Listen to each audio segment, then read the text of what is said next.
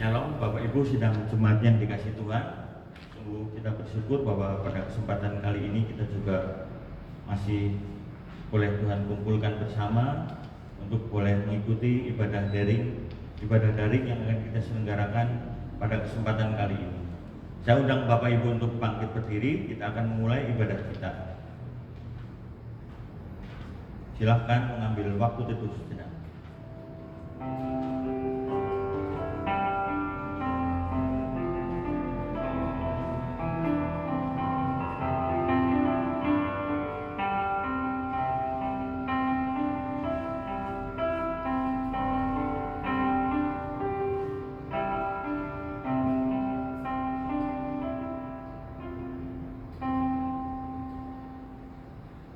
Salam sejahtera bagi kita semua.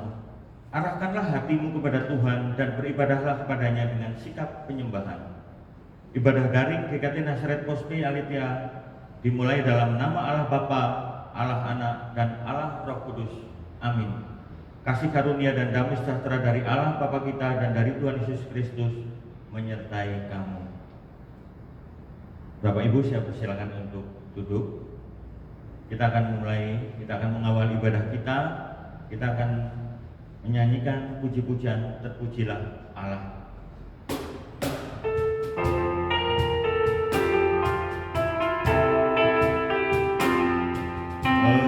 Terpujilah Allah, hikmatnya besar, begitu kasihnya untuk dunia cemar, sehingga dibilang putranya kudus, mengangkat manusia serta menebus. Pujilah, pujilah, buatlah dunia bergema, bergema, mendengar suaranya. Dapatkanlah Allah demi putranya, dipuji padanya sebab hikmatnya.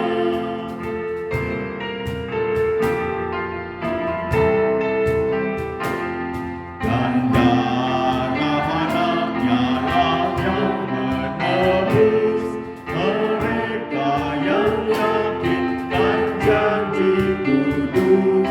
Dosanya betapapun juga kecil, dihapus olehnya, dibasuh bersih. Pujilah, pujilah, buatlah dunia bergema, bergema, mendengar suaranya. Dapatkanlah Allah demi putranya, dipuji padanya sebab hikmatnya.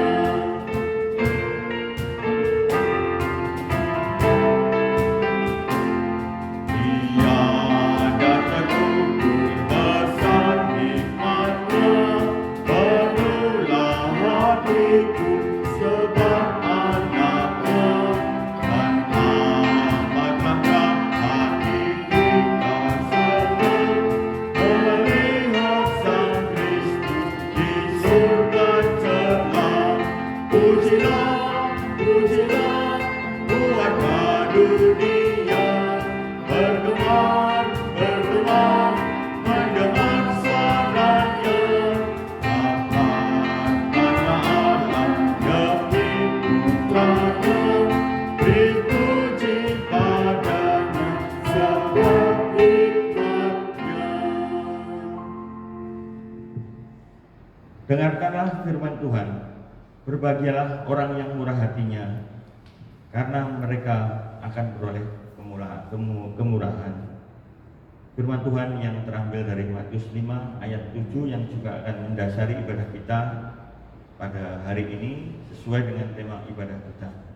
Bapak Ibu, tidak terasa bahwa ibadah kita ini secara daring telah berlangsung selama 23 minggu. Jadi saya yakin dan percaya sekali bahwa banyak sekali kejadian yang mungkin kita rasakan begitu luar biasa dan keadaan-keadaan yang mungkin begitu berbeda dari apa yang telah kita alami selama ini. Ini juga berpengaruh kepada ibadah kita yang terpaksa harus kita selenggarakan seperti ini. Bapak Ibu, pada kali ini, kesempatan ini kita juga boleh diingatkan melalui keadaan yang terjadi bahwa pengetahuan boleh berubah, boleh semakin maju berkembang. Manusia mungkin boleh semakin pintar, tetapi kedaulatan, kekuasaan mutlak tetap di tangan Tuhan.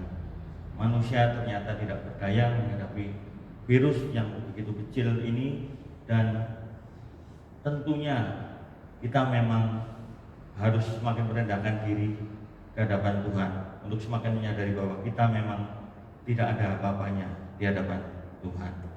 Bapak Ibu, kita setidaknya juga diingatkan bahwa kita harus terus bersandar kepada Tuhan. Kita tidak boleh bersandar kepada kemampuan atau kekuatan kita sendiri. Sekaligus diingatkan juga kembali bahwa melalui firman Tuhan yang akan kita dengarkan nanti, bahwa pada saat ini juga menjadi ujian bagi kita untuk kita boleh menjadi anak-anak Tuhan yang bermurah hati. Kita harus memikirkan kepentingan sesama kita juga. Pada saat kita mungkin jauh lebih beruntung dibandingkan dengan saudara-saudara kita yang saat ini mungkin sedang tertimpa atau mengalami musibah karena pandemi ini secara langsung. Kita akan melanjutkan ibadah kita akan menyanyikan puji-pujian Mulia Sembah Raja Mulia.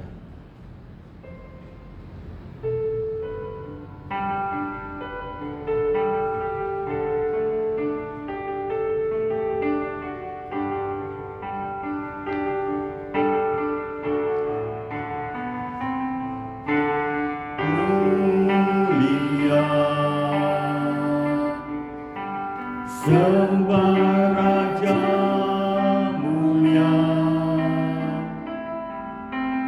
bagi Yesus puji hormat dan kuasa.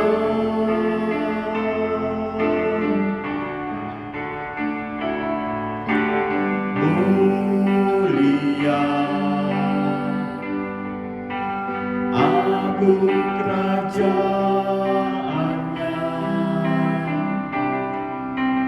dari surga datang untuk segala umatnya. Dipuji, ditinggikan namanya Yesus. Hormat dan muliakanlah Yesus Raja.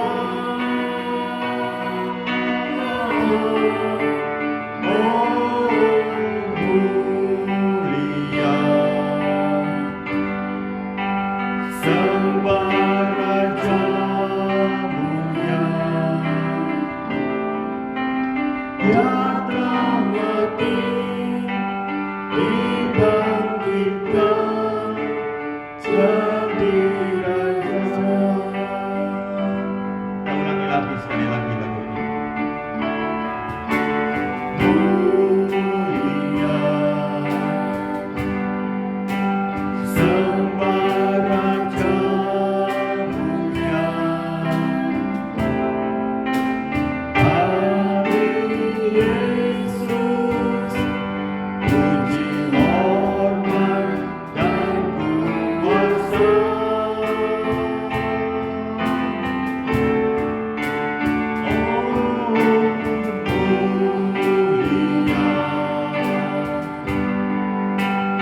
Agung kerajaannya,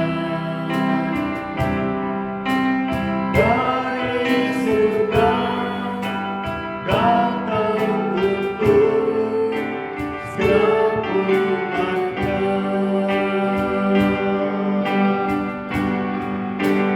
Dipuji, ditinggikan namanya Yesus. Hormat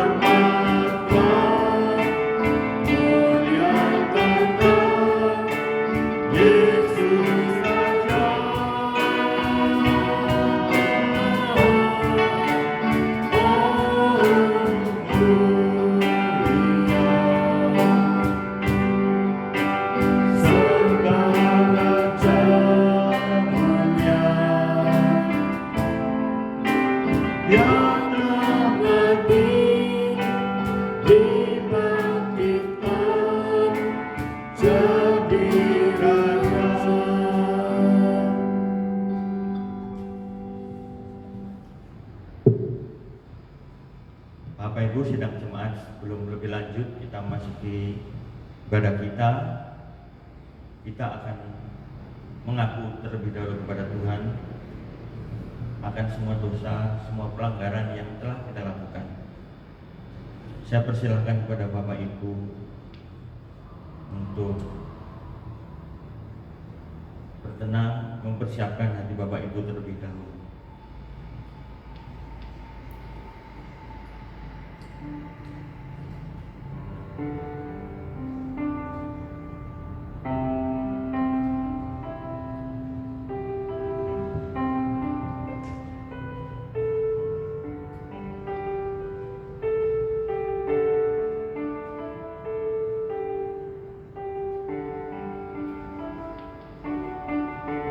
Tuhan Allah Bapa yang Maha Pengasih dan Pengampun, pada kesempatan kali ini kembali kami datang Tuhan untuk mau menyerahkan akan segala pergumulan dalam kehidupan kami Tuhan. Betapa dalam kehidupan kami, dalam pergumulan kami ini, kami sering sekali Tuhan mengabaikan Tuhan. Kami sering jauh daripada Tuhan. Kami tidak melibatkan Tuhan dalam setiap perencanaan kami Tuhan. Kami kadang-kadang menjadi orang yang sering mengandalkan kekuatan kami sendiri.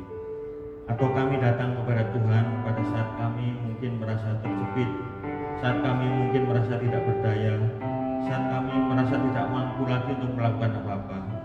Dan pada saat itu kami datang berseru kepada Tuhan, ampuni kami Tuhan kalau dalam keseharian kami, dalam keadaan apapun Tuhan, ternyata kami tidak pernah melibatkan Tuhan dalam kehidupan kami.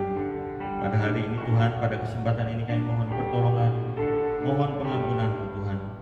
Ingatkan pula Tuhan bahwa dalam keadaan-keadaan seperti ini Tuhan, suatu keadaan yang mungkin kurang menguntungkan bagi kehidupan kami ini Tuhan, maka kami tetap harus diingatkan bahwa kami harus menjadi orang yang bermurah hati. Kami terus diingatkan kiranya Tuhan supaya kami menjadi orang yang berbelas kasihan terhadap sesama kami. Kami mau mengingat Tuhan betapa dalam keadaan seperti ini banyak sekali sesama kami Tuhan. Di tempat kami ini juga banyak orang-orang yang terpuruk. Karena itu Tuhan juga terus sembari kami mengingat akan kasih penyertaan Tuhan dalam setiap aspek kehidupan kami Tuhan, maka kami juga kiranya boleh menjadi orang-orang yang bersyukur. Terima kasih Tuhan atas waktu kesempatan yang Tuhan berikan. Kami mengaku semua dosa dan pelanggaran yang telah kami lakukan. Kami berdoa hanya dalam nama Putra-Mu yang tunggal, Tuhan Yesus Kristus kami. Amin.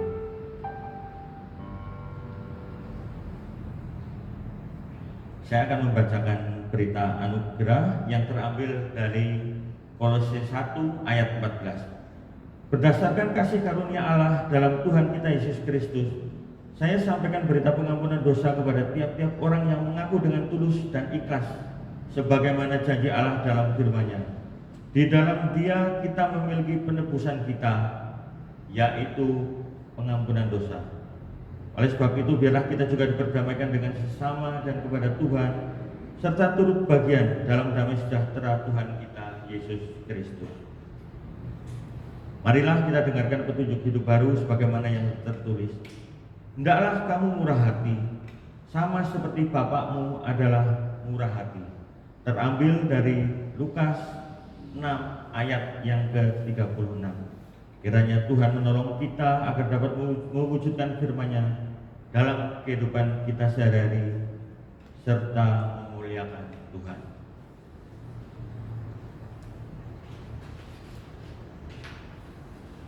Bapak Ibu, kita akan melanjutkan puji-pujian kita. Kita akan menyanyikan lagu Kau yang Terindah.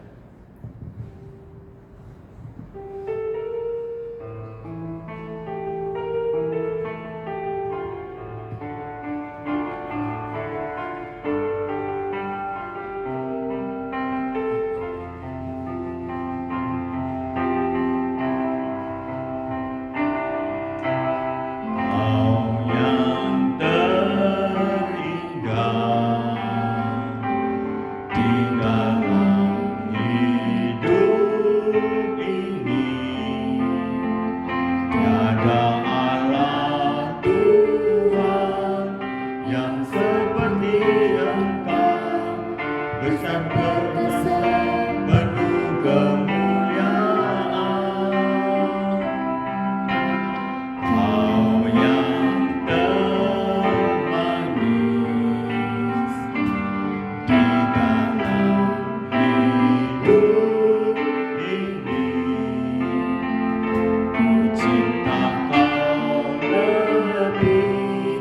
dari segalanya. Besar kasih setiamu kepadaku. Ku sembah Kau, ya Allahku. Ku tinggikan namamu selalu. Tiada lutut tak bertelut.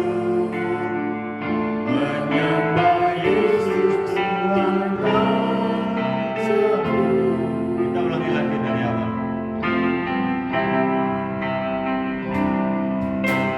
Kau yang terindah di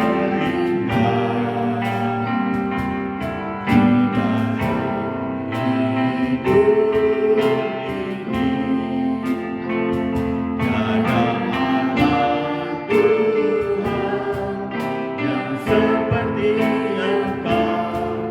Besar perkasa penuh kemuliaan. Kau yang termanis di dalam hidup ini. Cinta Kau lebih dari segalanya. Besar kasih setiamu kepadaku. Ku sembah Kau, ya Allahku. Ku tinggikan namamu selalu. Tiada lutut tak bertelut. Menyembah Yesus Tuhan Rajaku. Ku sembah Kau, ya Allahku. Ku tinggikan namamu selalu. Semua lidah kan mengaku. Engkaulah Yesus Tuhan Rajaku. Ku sembah Kau. Ku sembah Kau, ya Allahku. Ku tinggikan namamu selalu. Semua lidah kan mengaku. Engkaulah Yesus Tuhan Rajaku. Engkaulah Yesus Tuhan Rajaku.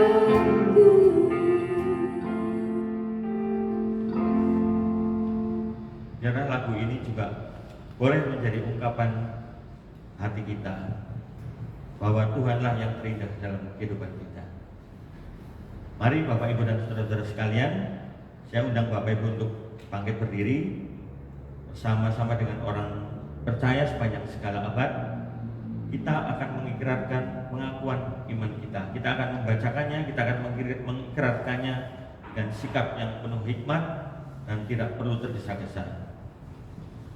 Pengakuan iman rasuli. Aku percaya kepada Allah, Bapa yang Maha Kuasa, Khalik langit dan bumi, dan kepada Yesus Kristus, Anaknya yang tunggal Tuhan kita, yang dikandung dari Roh Kudus, lahir dari anak darah Maria, yang menderita sengsara di bawah pemerintahan Pontius Pilatus, disalibkan, mati dan dikuburkan, turun ke dalam kerajaan maut. Pada hari yang ketiga, bangkit pula dari antara orang mati, naik ke surga, duduk sebelah kanan Allah Bapa yang Maha Kuasa, dan dari sana yang akan datang untuk menghakimi orang yang hidup dan yang mati. Aku percaya kepada Roh Kudus, gereja yang kudus dan am, persekutuan orang kudus, pengampunan dosa, kebangkitan tubuh, dan hidup yang kekal. Amin. Bapak Ibu, kita akan memasuki pelayanan doa syafaat kita. Ada beberapa pokok doa yang akan kita naikkan. Pertama-tama mari kita berdoa, kita berdoa untuk pergumulan jemaat kita, khususnya di Pos Bealitia ini.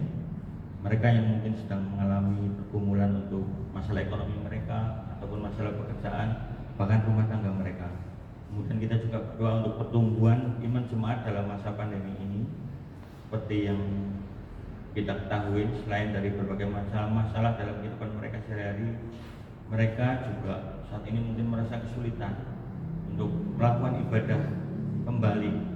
Walaupun ibadah ini mungkin bisa kita fasilitasi dalam bentuk daring, tapi ternyata mungkin mereka juga masih mengalami kesulitan juga. Banyak dari jemaat kita yang rindu untuk bersekutu bersama. Biarlah nanti waktu Tuhan sendiri, Tuhan yang akan menyediakan waktu yang terbaik sehingga kita bisa berkumpul kembali bersama-sama. Kemudian kita juga terus berdoa untuk upaya yang sedang dilakukan oleh pemerintah, baik itu pemerintah pusat maupun pemerintah daerah dalam menangani akan penyebaran daripada virus ini. Kiranya pemerintah diberikan kekuatan, diberikan hikmat bersama-sama dengan semua jajarannya untuk mereka dapat berupaya melakukan yang terbaik bagi penanganan dalam menyelesaikan masalah pandemi virus di Indonesia ini. Mari kita bersama-sama membuka suara berdoa untuk ketiga pokok hal ini. Tuhan Allah Bapa yang mengasihi kami, sungguh mengucap syukur. Terima kasih Tuhan bahwa pada hari ini kami boleh diingatkan akan keadaan yang telah menimpa kami, yang terjadi di sekitar kami. Sekali lagi mengingatkan bahwa sungguh kami adalah makhluk yang lemah, bahwa kami sungguh tidak berarti apa-apa di hadapan Tuhan.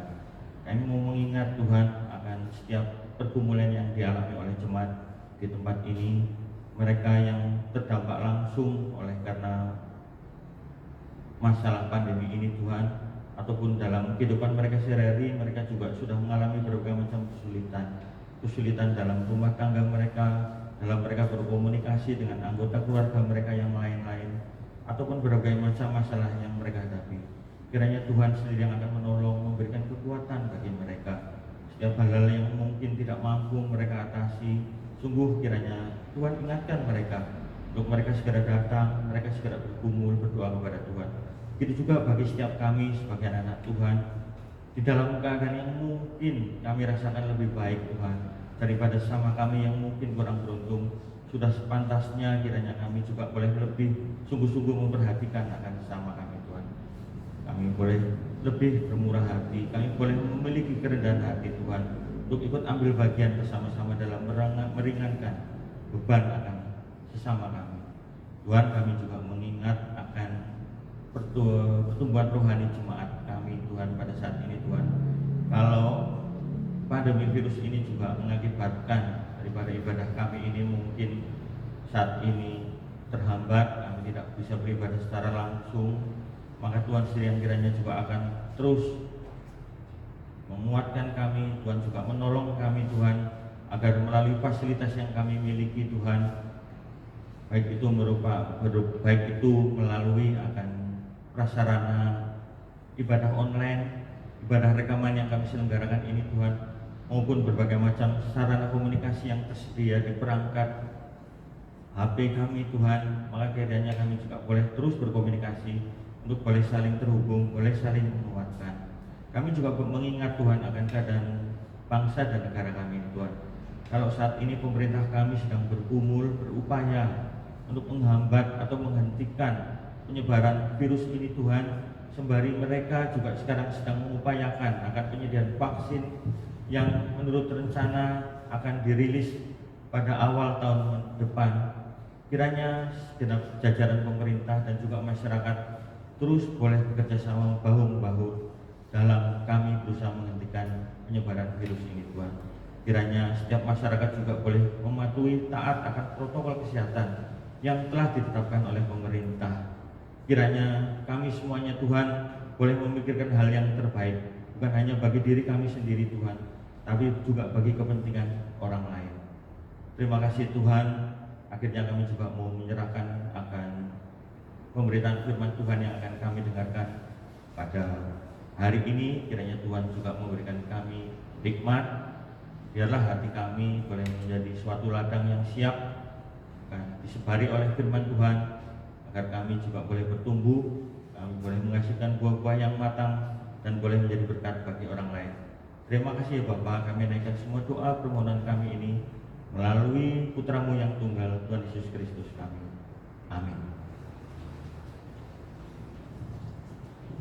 Bapak Ibu, kita akan benar-benar mendengarkan firman Tuhan, dan untuk mempersiapkan hati kita, maka kita akan menyanyikan PPR Kasih Pasti Lemah Lembut.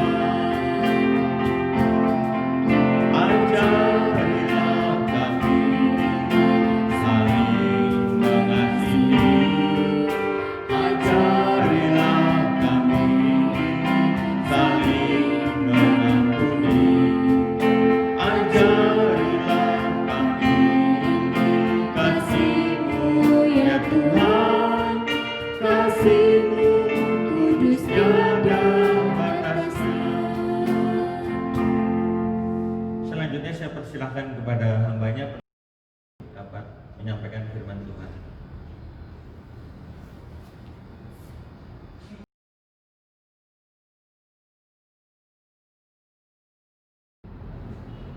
Salam sejahtera bagi kita semua. Hari ini kita akan belajar satu bagian firman Tuhan, di mana khotbah bukit yang kelima, yaitu berbicara tentang berbahagialah orang yang murah hati. Mari sebelumnya kita berdoa. Tuhan, terima kasih pada hari ini atas kesempatan yang Tuhan telah berikan, sehingga kami boleh bersekutu di hadapan-Mu, mendengarkan firman-Mu, memuji nama-Mu, dan mengembalikan apa yang harus kami kembalikan. Kami percaya Tuhan bahwa jikalau firman Tuhan hari ini dengan sengaja diberikan kepada kami karena Tuhan ingin hidup kami senantiasa dirubah untuk menjadi serupa dengan Kristus. Pimpin kami semua, baik yang ada di sini maupun yang di rumah masing-masing. Kami telah berdoa hanya dalam nama Tuhan Yesus kami berdoa. Amin. Mari kita membuka bagian Alkitab di dalam kitab Matius pasal 5 ayat 7. Kitab Matius pasal 5 ayat 7. Demikianlah bunyi firman Tuhan. Berbahagialah orang yang murah hatinya, karena mereka beroleh kemurahan. Saya ulangi sekali lagi. Berbahagialah orang yang murah hatinya, karena mereka beroleh kemurahan. Hari ini kita masuk di dalam bagian yang kelima, ucapan bahagia yang Yesus ajarkan, yaitu tentang murah hati. Tuhan memang dengan sengaja mengkontraskan pengajarannya dengan apa yang diajarkan oleh dunia. Dunia mengatakan sesuatu yang memang berseberangan dengan Yesus ajarkan. Yesus ajarkan berbahagialah orang yang murah hati, tetapi dunia mengajarkan apa? Mengajarkan bahwa orang yang berbahagia itu adalah orang yang tidak murah hati, orang yang dingin, orang yang tidak peduli dengan orang lain. Dia harus peduli dengan dirinya sendiri. Disitulah salah satu kunci jika seorang ingin mencapai kesuksesan. Dia tidak lagi memikirkan orang lain, tapi yang terkonsentrasi adalah dirinya sendiri. Tetapi yang Yesus ajarkan tidak demikian. Yesus mengajarkan tentang orang, setiap pribadi pengikut Tuhan harus menjadi pribadi yang murah hati. Tuhan dengan sengaja membicarakan ini supaya apa? Supaya hidup kita tidak boleh sama dengan apa yang dunia ajarkan, apa yang dunia bentuk, apa yang dunia hasilkan. Kita bukan orang-orang yang berasal dari dunia, kita berasal dari surga karena kita adalah orang-orang pilihannya. Rekan-rekan yang terkasih di dalam Tuhan, berbicara tentang murah hati, itu berbicara tentang apa? Tentang belas kasihan. Kalau kita melihat di dalam teks bahasa Yunani-nya menggunakan kata elemon, yaitu apa? Berbelas kasihan. Jadi yang dimaksud murah hati di sini yang menurut Alkitab itu adalah belas kasihan. Belas kasihan mempunyai lawan kata. Apa itu? Orang yang tidak berbelas kasihan atau orang yang tidak murah hati adalah orang yang punya hati yang dingin, hati yang tidak peduli, hati yang tidak lagi bisa melihat akan penderitaan orang-orang di sekitarnya. Tetapi orang yang murah hati, yaitu orang yang punya hati belas kasihan, itu adalah orang yang bisa melihat penderitaan orang lain. Pada saat dia melihat penderitaan orang lain, dia melihat kesulitan orang lain, dia punya pergumulan di dalam hatinya, yaitu apa? Bagaimana caranya bisa meringankan, paling tidak meringankan penderitaan, meringankan beban hidupnya. Bagaimana menolong dia di tengah-tengah kesulitan yang dialaminya. Jadi pada saat kita yang melihat sesuatu yang janggal, sesuatu yang dimana dia katakan harusnya tidak demikian, harusnya orang ini harusnya ditolong, maka dia punya pergumulan di hidupnya.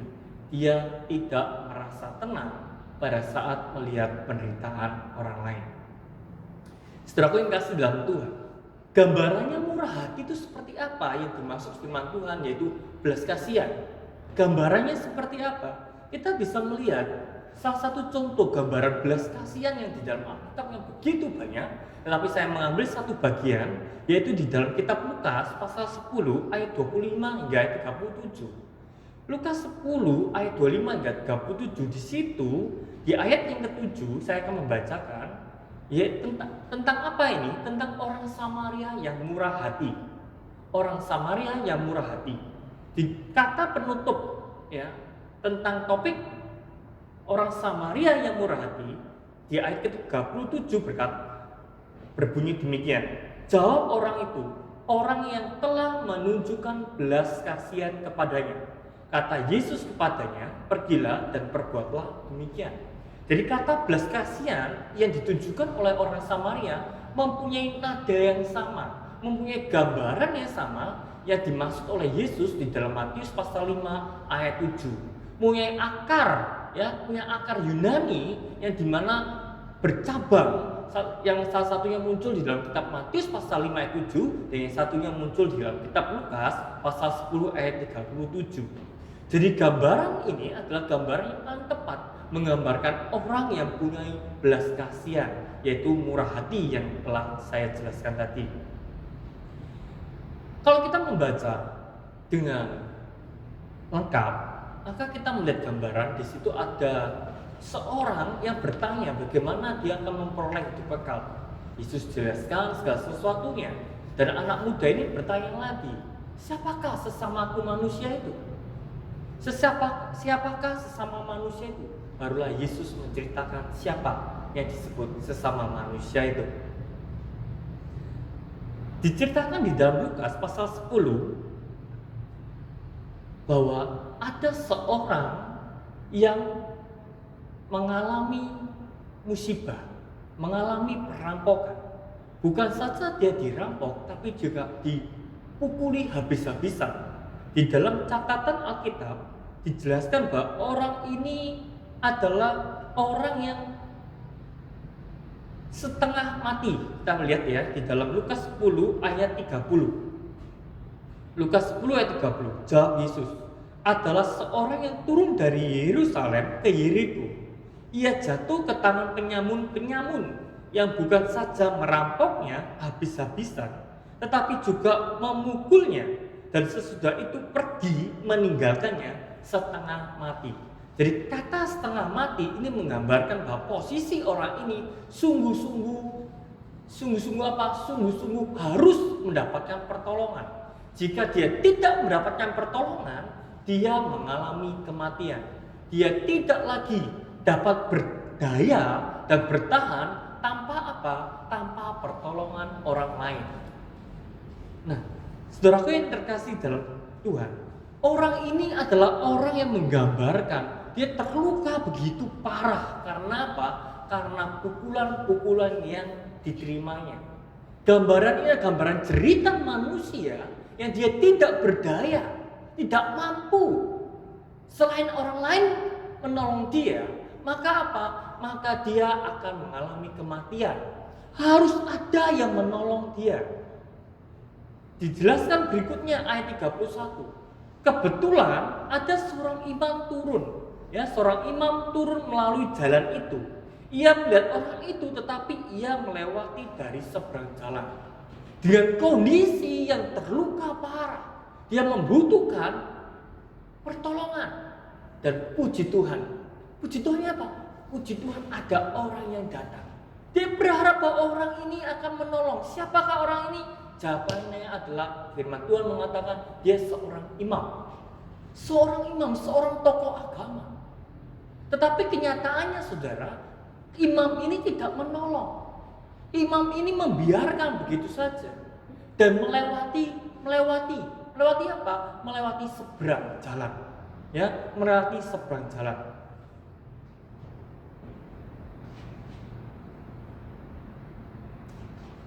Imam ini adalah kemungkinan besar dia adalah sosok yang habis melakukan ibadah. Dia adalah sosok yang pribadi yang sudah melakukan ibadah. Ya, dari Yerusalem ke Yeriko. Dia sudah ibadah. Nah, pada saat sudah ibadah, tentu ada aturan bahwa seorang imam itu tidak boleh menyentuh mayat. Tidak boleh menyentuh mayat. Maka dari itu dia melihat dari jauh, oh ada orang yang tergeletak. Orang ini mati. Dia memberikan kesimpulan seperti itu. Maka dari itu dia melewat di seberang jalan. Dia tidak berani mendekat. Kalau dia mendekat, maka dia akan dosa. Dia tidak lagi menjadi kudus. Maka dari itu imam ini menghindar, berjalan ke seberang. Sebelahnya orang yang terluka tadi. Nah, saudaraku yang kasih dalam Tuhan, kenapa imam ini tidak menolong? Jawabannya cuma satu, saudara. Karena statusnya dia sebagai imam. Statusnya dia sebagai imam menghalangi orang ini, menghalangi dia untuk peduli dengan orang yang membutuhkan pertolongan. Saudaraku, banyak orang, banyak sekali saya mendengar, banyak sekali saya lihat bahwa karena status seseorang, orang itu tidak lagi mau peduli. Inilah orang yang tidak murah hati, orang yang tidak punya hati yang berbelas kasih. Orang yang tidak murah hati, orang yang tidak berbelas kasih adalah orang yang selalu senantiasa melihat status. Seperti imam ini, karena aku imam, aku tidak boleh menyentuh mayat. Maka dari itu aku tidak mau melihat, tidak mau dekat-dekat. Tetapi apa? Aku akan berjalan menjauh. Saudara, karena status. Saya pernah dengar, ya, loh, karena saya statusnya seperti ini seperti apa? Ya, saya seperti ini, saya kekurangan, saya ini orang miskin, tidak punya apa-apa. Ya, saya tidak bisa berbelas kasih, saya tidak bisa menolong seseorang, saya tidak bisa memperhatikan seseorang. Justru seharusnya saya yang harus diperhatikan, bukan saya yang memperhatikan. Justru harusnya saya yang diberi, bukan saya yang memberi. Kenapa? Karena status saya orang miskin, tidak punya apa-apa. Karena status, maka dia tidak mau peduli dengan orang lain. Orang ini sama dengan imam. Ya, sama dengan tokoh imam orang pertama yang melihat kejadian korban ini. Bagaimana dengan orang kaya? Saudara, kok ketemu orang kaya ngobrol-ngobrol sama, wah, saya sibuk, saya tidak punya waktu, saya banyak sekali. Itu urusan gereja, itu urusan hamba Tuhan. Ya, wis pokoknya saya kasih persembahan, perpuluhan, wis dikelola. Saya tidak ngurus-ngurus kayak gitu, tidak perlu perhatikan jemaat, saya tidak perlu visitasi ke jemaat, saya tidak perlu apa-apa. Sudah, itu urusannya hamba Tuhan, urusan gereja. Saya orang sibuk. Saya sangat sibuk. Saudara, dari yang kaya, dari hingga yang miskin, sama-sama gak bisa memperhatikan. Kenapa? Karena status. Saudara, maka saya mengatakan bahwa jika seseorang yang terus-menerus melihat statusnya, orang itu tidak akan bisa untuk apa? Untuk berbelas kasih kepada sesama. Atau seringkali kita juga mendengar begini, juga kaitannya dengan status. Mama, kenapa sih kita mau soro, kita mau susah-susah, pedulikan dia itu siapa? Keluarga juga bukan, betul ya? Istri saya juga bukan, anak saya juga bukan. Boro-boro itu saudara aja juga bukan. Buat apa kita memperhatikan orang itu? Buat apa? Kembali lagi, entah ini orang kaya, entah ini statusnya orang miskin, entah ini statusnya keluarga, seringkali karena status itu menghalangi kita. Untuk apa? Untuk berbelas kasih. Untuk apa? Untuk bermurah hati. Saudaraku yang kasih dalam Tuhan, itulah orang yang tidak bermurah hati, yaitu seorang imam yang diceritakan tadi. Barulah ada orang kedua. Orang kedua ini adalah orang Lewi, ya, orang Lewi. Nah, apa bedanya dengan orang yang pertama tadi? Orang Lewi juga dijelaskan firman Tuhan juga melewati seberang jalan. Imam juga melewati seberang jalan, dia sengaja. Apa bedanya? Sama-sama, memang sama-sama lewat di seberang jalan, sama-sama meninggalkan orang ini, tidak menolongnya. Jadi apa bedanya? Ada, saudara, bedanya.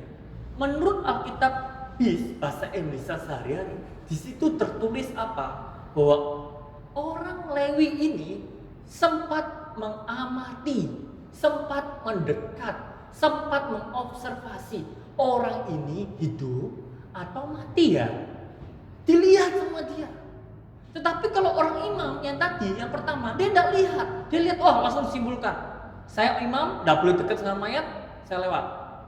Karena statusnya. Tapi orang Lewi, enggak, saudara. Dia nggak mati. Dia lihat, orang ini hidup. Orang ini hidup. Saudara, tetapi kenyataannya bahwa orang ini tidak menolong. Orang Lewi ini tidak menolong. Kenapa tidak menolong? Jawabannya adalah, kalau saya menolong, maka kesulitan dia menjadi kesulitan saya. Kerepotan dia menjadi kerepotan saya. Kalau sudah demikian, maka apa? Maka saya akan menjadi susah. Karena apa? Bukan karena apa yang saya perbuat, tapi gara-gara saya menolong dia, maka hidup saya menjadi susah. Saya harus mengeluarkan uang untuk mengobati. Kenapa? Karena dia tidak punya uang habis dirampok. Saya harus mengeluarkan tenaga. Kenapa? Karena dia tidak mampu berjalan. Mungkin saya harus menggendongnya, karena saya tidak bawa keledai. Tapi kalau saya bawa keledai, saya harus angkat dia di keledai, dan saya harus berjalan, saya mengeluarkan tenaga, dan itu jauh. Belum waktu saya, belum yang lain-lain. Karena saya tidak mau repot, karena saya tidak mau susah, maka jawabannya cuma satu. Bagaimana solusinya? Berjalanlah ke seberang dan anggap saja tidak pernah terjadi apa-apa. Anggap saja saya tidak pernah tahu kejadian seperti ini. Saudara, inilah juga salah satu ciri orang yang tidak murah hati, orang yang tidak belas kasihan, yaitu orang yang apa? Orang yang tidak mau berkorban, tidak mau repot, dan langkah yang terbaik adalah pura-pura tidak tahu. Di dalam bahasa trendinya sekarang ini adalah orang ini adalah orang yang egois, orang yang selalu berbicara tentang dirinya sendiri. Pokoknya aku, yang lain jangan. Yang penting kepentinganku sudah terpenuhi. Waktuku untuk aku, tenagaku untuk aku, uangku untuk aku, semuanya untuk aku. Saudara kasih dalam Tuhan, padahal orang ini sudah tahu betul bahwa orang ini membutuhkan pertolongan, tetapi dia tidak mau menolong. Hatinya tidak murah hati. Orang yang egois. Orang yang ketiga, Yesus mengatakan dialah orang yang punya belas kasih. Orang ini adalah orang yang punya hati yang begitu murah hati. Ya, siapakah dia? Dia adalah seorang Samaria. Seorang Samaria. Dia adalah kalau zaman dahulu dipandang sebagai orang kasta kedua. Yang pertama orang Yahudi, baru yang kedua orang Samaria. Kenapa kasta kedua? Karena orang Samaria ini adalah menikah campuran. Bukan sama-sama orang Yahudi. Lakinya orang Yahudi, perempuannya orang Filistin. Perempuannya orang Yahudi, lakinya orang Palestina atau orang mana. Tidak murni berdarah orang Yahudi. Maka orang Yahudi menganggap bahwa orang Samaria ini adalah seorang yang punya kasta kedua, seorang yang lebih rendah. Maka mereka jarang, hampir tidak bergaul dengan orang Samaria. Kenapa? Karena tidak levelnya. Mereka di bawah. Ini orang Yahudi, ini orang Samaria. Di bawah, bukan levelnya. Nah, saudara yang kasih dalam Tuhan. Tetapi siapakah yang menolong? Imam. Siapa? Orang Yahudi. Orang Lewi. Orang Yahudi.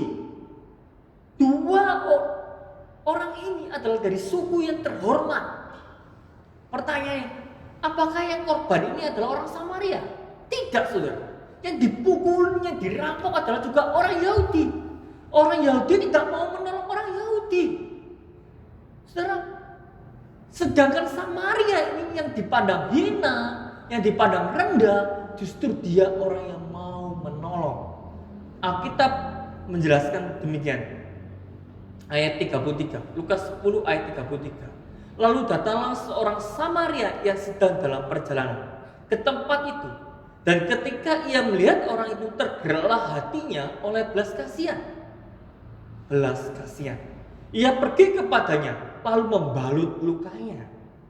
Sesudah ia menyiraminya dengan minyak dan anggur. Kemudian ia menaikkan orang itu ke atas keledai tunggangannya sendiri, lalu membawanya ke tempat penginapan dan merawatnya. Ayat 35. Keesokan harinya ia menyerahkan 2 dinar kepada pemilik penginapan itu. Katanya, rawatlah dia, dan jika kau belanjakan lebih dari ini, aku akan menggantinya waktu aku akan apa? Kembali. Saudara yang kasih dalam Tuhan, inilah sosok seorang yang disebut pribadi yang punya hati yang berbelas kasih. Orang yang punya hati yang begitu nyata kasihnya. Siapa? Orang Samaria. Dia tidak melihat status. Oh, aku orang Samaria. Itu orang Yahudi. Engkau sering menghina saya. Engkau sering mencaci maki saya. Engkau sering merendahkan saya. Engkau seringkali tidak mau komunikasi dengan saya. Seringkali engkau tidak mau menghormati saya. Karena apa? Karena aku menikah campuran. Kamu katanya statusnya lebih tinggi. Saudara, Dia tidak melihat statusnya. Walaupun diperlakukan seperti itu, dia melakukan pelayanan kasih dengan total, dengan luar biasa. Ini artinya bahwa seorang yang bermurah hati tidak pernah melihat status. Ya, saya orang miskin, saya orang kaya, atau siapa dia bukan keluarga saya. Tetapi saya tidak melihat saya miskin, saya tidak melihat saya kaya, atau saya tidak melihat dia bukan anak saya atau anak saya. Saya yang penting adalah dia seorang yang butuh pertolongan. Maka saya akan menolong di tengah-tengah kelebihan saya maupun di tengah-tengah kekurangan saya. Tidak melihat status. Dan orang ini adalah orang yang tidak egois. Seperti orang Lewi tadi. Ya, dia ketemu, dia tahu bahwa dia masih hidup. Ya, apa yang dilakukannya? Dia membersihkan luka itu dengan apa? Anggur. Setelah bersih supaya tidak terinfeksi, maka dia kasih minyak diobati. Setelah dikasih minyak, dia bahkan dibalut, saudara. Habis dibalut, dia pikul, dia taruh di keledainya. Supaya apa? Supaya dia bisa diantar ke tempat penginapan dan beristirahat. Apakah berhenti? Tidak. Dia mengasih 2 dinar pada pemilik penginapan dengan rawat dia. Itu pesannya, rawat dia. Jangan diabaikan. Orang ini butuh pertolongan. Saya tidak bisa lagi. Kenapa? Karena saya harus bisnis, saya harus kerja. Tapi apa yang bisa saya lakukan? Saya sudah lakukan. Rawat dia. Kalau suatu saat nanti aku kembali, aku akan ganti. Saudara, itulah orang Samaria. Itulah orang yang murah hati. Jadi orang yang murah hati adalah orang yang melihat penderitaan itu di dalam hatinya, dia merasa tidak tenang. Di dalam hatinya muncul belas kasihan, muncul sebuah pergumulan. Bagaimana saya dapat menolongnya? Bukan begitu saja lewat dan tidak terasa apa-apa, tidak terjadi apa-apa. Tidak seperti itu. Bagaimana kita bisa menolong orang ini? Bagaimana kita bisa menolong orang itu? Terus bergumul, kita bawa dalam doa. Sambil mengukur diri, ya Tuhan, aku bisanya cuma segini, tapi akan aku lakukan. Karena aku tidak melihat status saya. Apa yang bisa saya lakukan, saya akan lakukan. Apa yang bisa saya tolong, saya akan tolong. Saudara, itulah orang yang bermurah hati. Apa yang dia bisa lakukan, dia akan lakukan. Dan selebihnya, dia serahkan sama Tuhan. Seperti orang Samaria, dia membalut lukanya, dia mengobatinya, dia tidak 2 dinar. Dikatakan Alkitab setengah mati, artinya apa? Antara hidup dan mati, betul-betul luka parah. Tidak tahu ini, orang ini saya rawat mati atau hidup. Tidak tahu. Tapi apa yang bisa saya lakukan? Saya lakukan. Selebihnya serahkan sama Tuhan. Tuhan kalau kasih hidup, hiduplah. Kalau Tuhan kasih mati, matilah. Tapi yang penting tugas saya adalah menolong dia. Menolong dia. Sebisa mungkin, sekuat mungkin, semampu saya untuk menolong dia. Itulah orang yang murah hati. Orang yang murah hati demikian adalah orang yang hidupnya diberikan kemurahan. Bukankah firman Tuhan di dalam Matius pasal 5:7 dikatakan, berbahagialah orang yang murah hati. Kenapa? Karena mereka beroleh kemurahan. Saudara, beroleh kemurahan seperti apa? Hidupmu akan penuh dengan kemurahan Tuhan. Baik yang saat engkau tinggal di dunia maupun di yang akan datang. Tuhan akan menunjukkan banyak kemurahannya terhadap diri kita. Baik saat ini kita hidup di dunia ini maupun yang akan datang. Kemurahan Tuhan begitu nyata dan Tuhan akan memberikannya kepada saudara. Saudaraku yang kasih dalam Tuhan, berapa waktu yang lalu saya sedang merenovasi rumah. Salah satu pertimbangannya kenapa merenovasi rumah, yaitu salah satunya adalah mau menolong orang yang mengalami kesulitan pekerjaan karena banyak orang-orang yang PHK. Jadi renovasi rumah kecil-kecilan, renovasi rumah.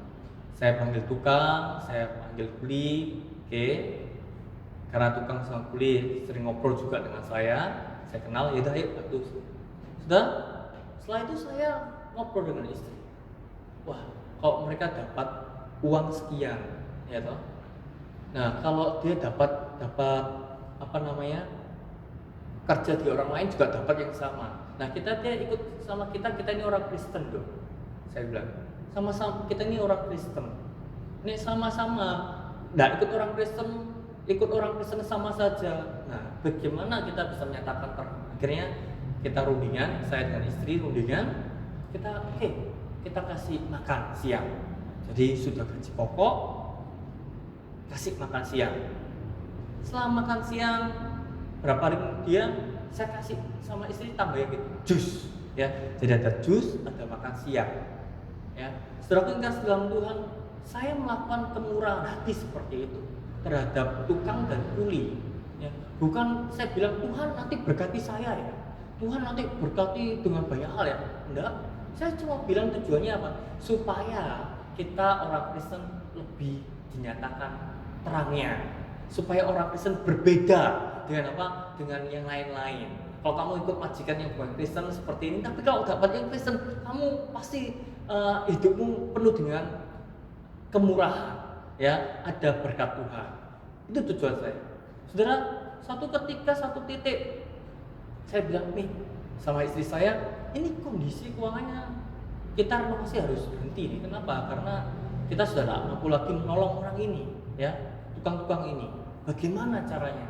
Ya, kita harus berhenti. Kenapa? Karena kondisi keuangan sudah maksimal kita memakai mereka. Saudara, saya sampaikan itu sama Tuhan. Juga saya sampaikan kepada istri, kita doa sama-sama. Tidak lama kemudian saya dapat telepon dari apa? Dari salah satu toko, ya, salah satu toko besar yang menjual bahan bangunan, ya. Dikatakan, ini Pak Hari ya? Ya betul Pak Hari, selamat ya Pak Hari. Kenapa? Anda mendapatkan apa? Mendapatkan undian, ya, mendapatkan undian karena Bapak belanja di sini mendapatkan undian, ya. Nah setelah aku ngasih undiannya saya bacakan, ya, saya bacakan. Dan orang di sana, Bapak ini hebat ya, baru belanja awal buka member, belanjanya tidak terlalu banyak, ya, tapi dapat undian sebesar ini, gitu. Ya, akhirnya apa? Undiannya itu uangnya undiannya saya pakai untuk bayar tukang. Saudara, itu salah satu contoh bahwa Tuhan itu di dalam hidup saya, dalam hidup keluarga saya ada kemurahan dan kemurahan.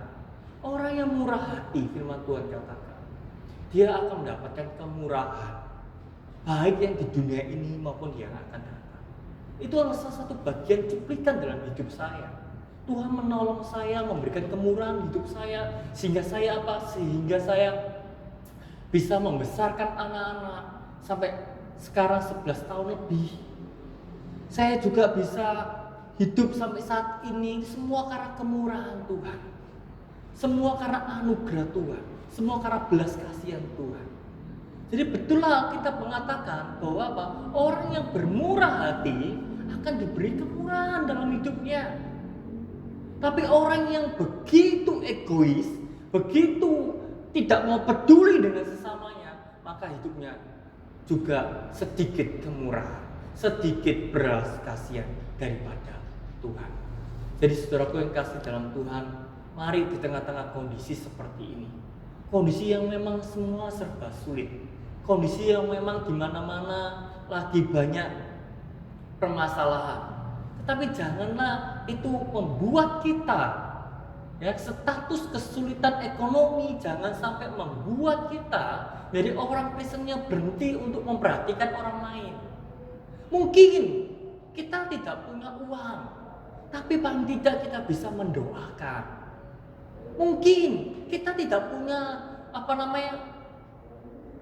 tenaga untuk ke sana, paling tidak kita bisa WA, kita bisa telepon, kita bisa kasih kabar ke mereka, bagaimana kabarmu. Jadi bagaimanapun juga kita bisa memperhatikan satu sama lain.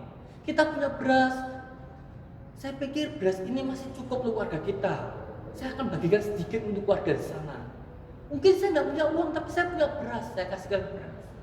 Saudara, orang-orang yang demikian, orang-orang yang berusaha untuk menolong orang-orang sekitarnya, hidupnya penuh dengan kemurahan, baik saat dia tinggal di dunia ini maupun yang akan datang. Tuhan akan yang terus-menerus menyatakan kemurahannya.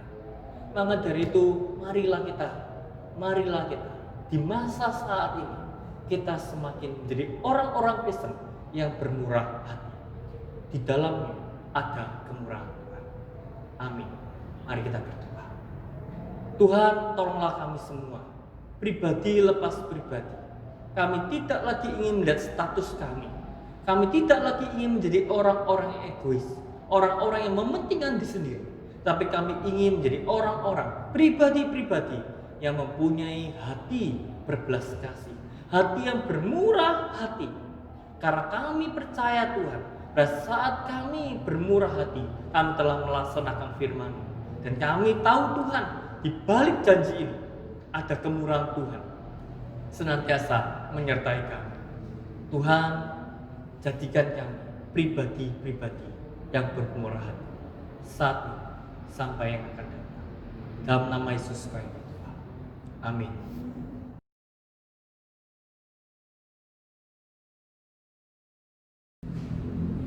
Bapak, Ibu, dan saudara-saudara sekalian, kita akan menjalankan persembahan kita pada hari ini.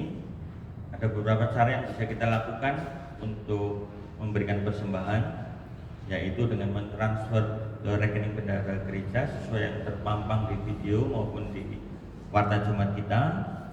Kemudian Bapak Ibu juga bisa menyimpan terlebih dahulu di rumah hingga saat kita nanti bisa beribadah langsung atau ada kesempatan lain, kita bisa memberikannya ke bendahara gereja atau ke pengurus gereja.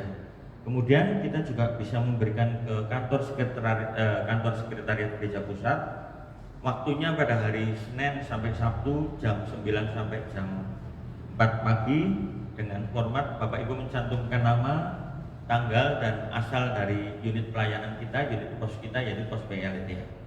Selanjutnya, untuk mengiringi persembahan kita pada saat ini, kita akan menyanyikan puji-pujian Tuhan adalah Gembalaku.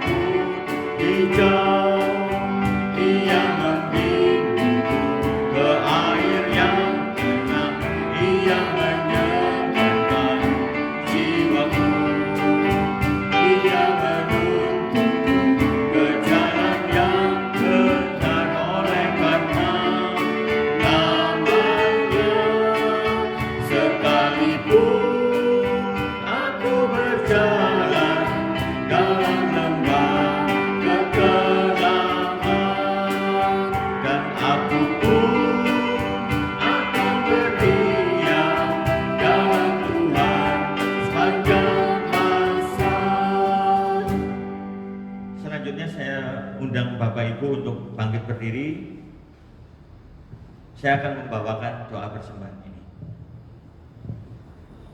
Tuhan Allah Bapa yang penuh pengasihan, kami mengucap syukur terima kasih atas kesempatan yang Tuhan berikan bagi kami pada hari ini. Kami boleh mengembalikan bagian yang sebenarnya begitu kecil daripada berkat melimpah yang telah Tuhan berikan dalam kehidupan kami. Tuhan senantiasa ajarkan kami untuk dapat memberikan yang lebih baik lagi, bahkan yang terbaik bagi Tuhan, yakni kehidupan kami ini sendiri, Tuhan. Tuhan sendiri yang kiranya juga akan tolong, pimpin kami, berkati kami dalam usaha pekerjaan kami. Tuhan terus bantu agar kami boleh mengerti akan pekerjaan-pekerjaan Tuhan yang sungguh membutuhkan uluran tangan kasih daripada orang-orang yang telah Tuhan kasih terlebih dahulu. Terima kasih Bapa, kami naikkan doa persembahan kami naikkan uang yang telah kami kumpulkan ini hanya dalam nama Putra-Mu yang tunggal, Tuhan Yesus Kristus kami. Amin. Bapak, Ibu, dan saudara sekalian, kita akan mengakhiri ibadah kita pada hari ini. Kita nyanyikan doksologi dengan sikap berdiri, dan selanjutnya kepada Rosari saya persilakan untuk menyampaikan doa berkat.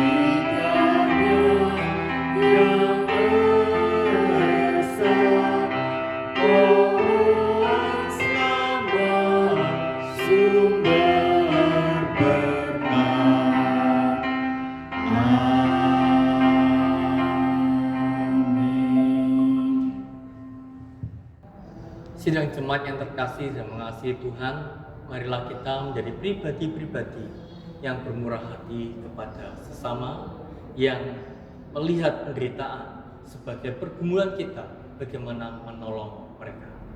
Pulanglah dan terimalah berkat Tuhan.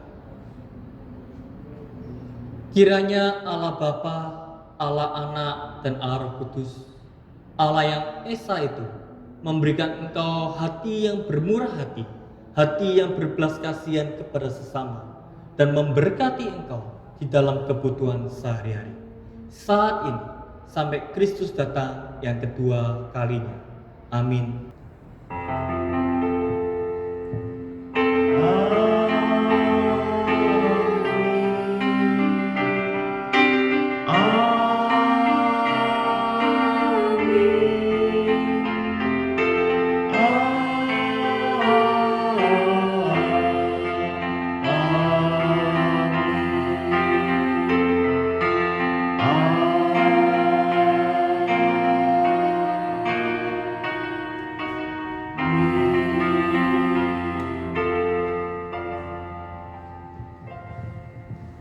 Ibadah kita telah selesai. Saya persilakan Bapak Ibu untuk mengambil waktu teduh. Terima kasih. Jesus,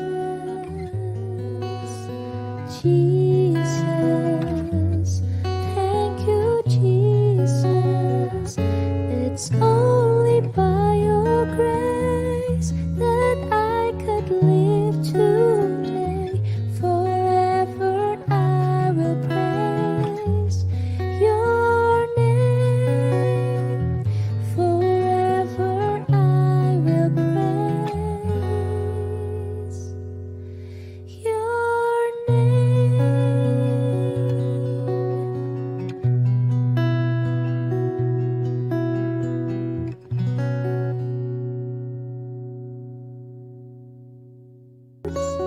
Jesus.